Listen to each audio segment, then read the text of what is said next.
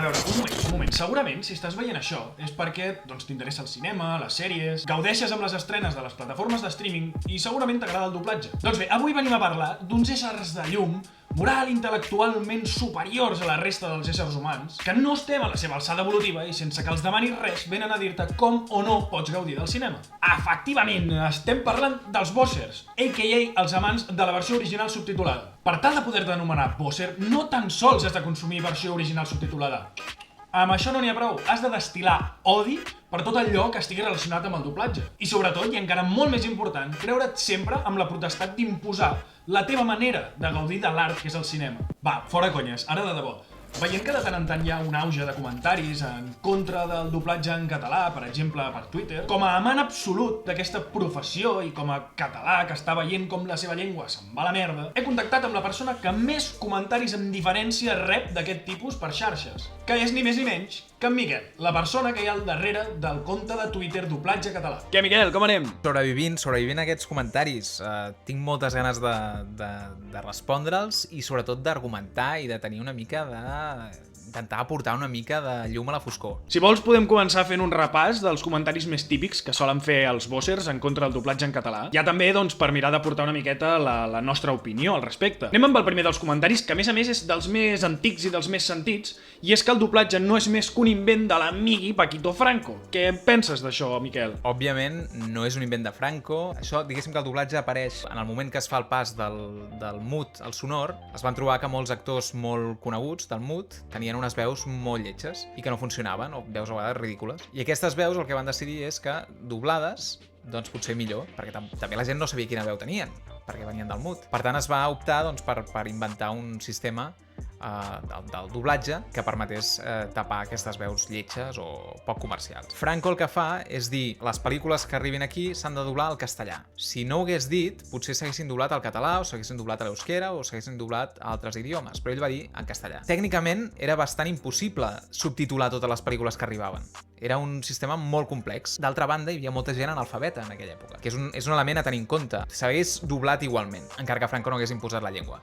Però el que s'ha de dir és que la primera pel·lícula que es va doblar al català és de l'època de la República. És una pel·lícula que es diu Draps i ferro vell, que es va doblar al català i que això, ja et dic, és de l'època de la República, no és de Franco. I ja s'havia doblat. La cançó! Què voleu que canti? El drapairat? La dada, ho heu escoltat. Primer doblatge en català de la història durant l'època de la República. Vinga, primer mite desmuntat. I seguim perquè això no para. Un dels grans arguments en contra del doblatge sempre ha estat que roba d'alguna manera l'actuació original d'actors i actrius. Què en podríem dir d'això, Miquel? Si tu vols veure la pel·lícula, allò, en l'essència de la pel·lícula, l'actor com ho fa, és evident que la versió original és l'experiència a tenir. Versió original sense subtítols, perquè els subtítols distreuen. I què vol dir que distreuen? Doncs vol dir que no t'estàs fixant amb la cara que posa l'actor, per tant, d'alguna manera també el subtítol t'està distraient de la interpretació de l'actor. Es pot valorar què és el que distreu més, si es manipula més amb el doblatge o amb els subtítols. Sí, com sigui, la millor experiència és la versió original sense subtítols, coneixent l'idioma. I també dic que el doblatge no és l'únic que modifica i tradueix obres d'art. També passa amb la literatura i no he vist mai que hi hagi un debat al respecte. O sigui, la literatura també és una obra d'art. I la literatura fa anys que la toquem i la traduïm. I el 100% de les paraules d'un llibre es canvien i no passa res. És una convenció social. El tema del cine, doncs hi ha gent que s'hi ha acostumat, gent que no, però al final el cinema, a més de ser una obra d'art, és entreteniment. Per tant, el debat no és què és millor, sinó és quina és la millor experiència de cara a l'espectador. Totalment d'acord, totalment d'acord. És que quedi clar, no hi ha una pitjor o una millor manera de consumir-ho. Simplement en el moment el que més et vingui de gust i ja està. Ara arribem a un dels comentaris més recurrents que més ganes tenia d'arribar a parlar-ne. I és el típic de és que per culpa del doblatge no s'aprèn anglès. Perquè evidentíssimament tots i totes sabem que totes les pel·lícules, totes les sèries, tots els dibuixos, tot és en anglès. És a dir, no es parla cap altre idioma. Si tu fiques en versió original, sempre és en anglès. No va, ara de debò, és bastant recurrent aquest comentari de l'impediment d'aprendre idiomes a causa del doblatge.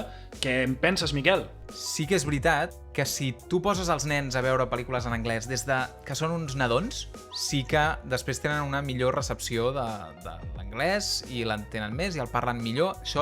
Això és així. El que no passa és, per exemple, si ara jo em poso a veure un anime en japonès, o fins i tot els nens, en japonès, que després automàticament aprenguin japonès. No passarà. És que et puc dir que he vist uns quants animes en japonès i no en tinc ni fava de japonès. Em refereixo que per haver-los vist automàticament no aprenc l'idioma. Ningú aprèn un idioma per estar-lo escoltant moltes vegades. Has de tenir uns mínims d'estudis o has de combinar amb uns estudis per realment aprendre aquella llengua. Coi, parlant d'animes i parlant d'aprendre idiomes, tenim el cas més clar, que és el doblatge en català de Bola de Drac. O sigui, aquí estem parlant que a l'època de Bola de Drac hi va haver una generació de gent que no tenia cap contacte amb el català, i el que passava és que gent que no parlava ni una paraula de català va aprendre moltes paraules de català i va aprendre català gràcies a Bola de Drac.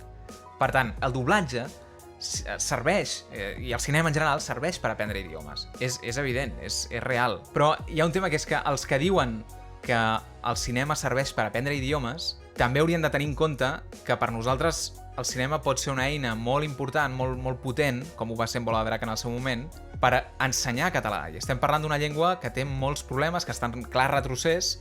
Per tant, que tinguem el debat de si el doblatge és ètic o no és ètic, quan tenim el català que se'ns està morint, això és pecaminós. O sigui, hauríem de començar a dir les coses pel seu nom. És que Catalunya hauria d'estar aplaudint amb les orelles ara mateix. És que és això, a veure, aprendre idiomes?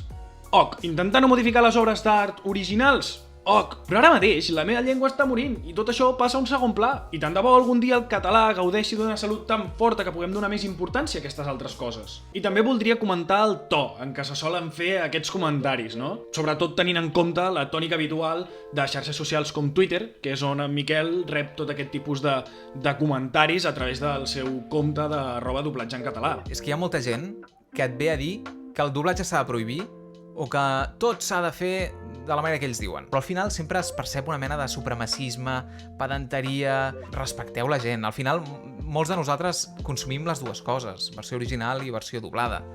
Per tant, respectem una mica, siguem una mica més flexibles i baixem una mica aquests fums. Exacte, o sigui, baixem una mica aquests fums, és que no ho pots haver definit millor. Anem a parlar d'un altre dels comentaris que solen ser bastant recurrents també, i és que moltes vegades en contra del doblatge també es comenta que s'haurien d'adoptar models d'altres països on pràcticament és inexistent el doblatge i quasi tot el contingut és en versió original subtitulada. Va, Miquel, que aquesta te la deixo receta dins l'àrea petita. Se sol posar l'exemple de Portugal. Es diu, a Portugal només es dobla per nens, diguéssim, i les pel·lícules d'adults se subtitulen. Però analitzem què passa a Portugal. Portugal és un país independent, que fa les seves lleis, que té els mitjans de comunicació en quin idioma, exactament? El tenen en portuguès.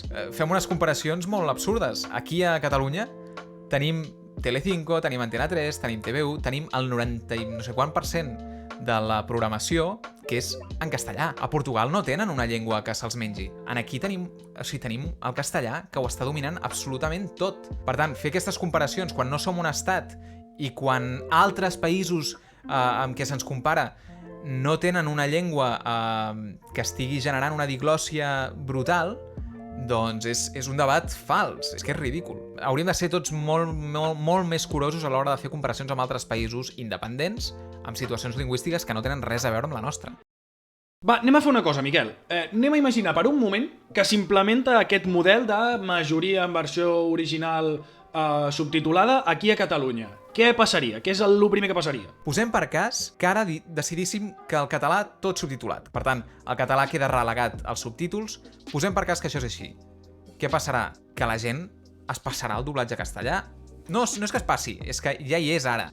Per tant, és una guerra que no la lluitarem, la rebutjarem lluitar-hi, diguéssim, perdrem el català com a llengua de doblatge, el relegarem als subtítols i la gent es passarà al doblatge en castellà. I ja està, i la llengua que s'aprendrà, perquè sempre diem que a través del cinema hem d'aprendre molts idiomes i tal, mai el català, però sempre hem d'aprendre molts idiomes, doncs la llengua que s'aprendrà és el castellà. A veure, hem parlat de molts dels comentaris més recurrents i ara m'agradaria fer-li una pregunta a en Miquel, i és que ens expliqui algun comentari que hagi rebut per xarxes que per absurd pugui semblar graciós i que no sigui d'aquests típics. El millor argument, i això va ser delirant, que em va arribar l'altre dia per Twitter, és algú que deia que a Osona tothom parlava català.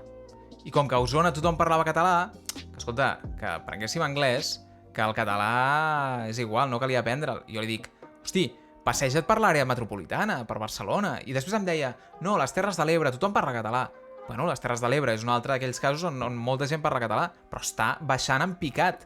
I a Barcelona és un drama, estem parlant d'entre 30 i 40%. Mare meva, el que has d'aguantar. Per cert, una cosa que no volia deixar sense comentar és que probablement, si estàs veient això, és perquè ens coneixes o a Miquel o a mi a través de Twitter o alguns dels vídeos que haguem pogut fer i que ens agradi tant el doblatge, etc. No significa que no consumim també versions originals subtitulades, versions originals sense subtitular. I de fet, i parlo per mi ara, des de que fa uns anys vaig fer un curs de 2 anys per actor de doblatge, que sempre he anat consumint més i més i més versió original subtitulada. Per què? Doncs perquè m'agrada veure com ho fan. M'agrada veure com han hagut de traduir alguna broma autòctona, a veure com se l'han empescat. I a vegades fins i tot miro pel·lícules i sèries 2 vegades per poder veure les 2 versions. Per què? Doncs perquè m'agrada i ja està. I amb això vull dir que per molt que defensem el doblatge en català, per molt que ens agradi el doblatge i defensem el doblatge, també som amants del cinema i evidentment també ens agrada la versió original i la versió original subtitulada. Evidentment, moltes de les pel·lícules que jo consumeixo a Netflix o a Disney Plus o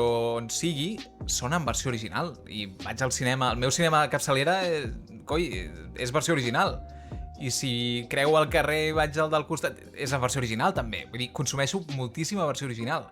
Ara, la versió doblada m'agrada molt també, i m'agrada també escoltar els actors, saber com ho han fet, i, doncs sí, és una doble capa de lectura, m'agrada bastant, i m'agrada el doblatge molt ben fet, evidentment, no m'agrada qualsevol cosa. Qualsevol persona que et digui no, és que tot ha de ser subtitulat i el doblatge s'ha de prohibir, tenint l'opció ell de veure la versió original sempre que vulgui, és una persona que no està sent tolerant amb l'altra gent, perquè està imposant la seva visió de les coses, la seva manera d'experimentar el plaer amb el cinema, i per tant respectar que tothom vegi la versió que vulgui. Viu i deixa viure, i ja està, així de simple. Ja que comentem que al cap i a la fi, doncs tothom pot triar el que prefereix en cada moment, no és ben bé així, no és ben bé així. Hi ha un grup de gent que no pot triar. Gent que només té una opció i que tenen tot el dret del món també de poder gaudir del cinema i de la cultura i de l'art que és el cinema. Exacte, els nens no saben llegir, i els avis, per exemple, doncs, els cansa llegir o potser no tenen la visió suficient o l'agilitat suficient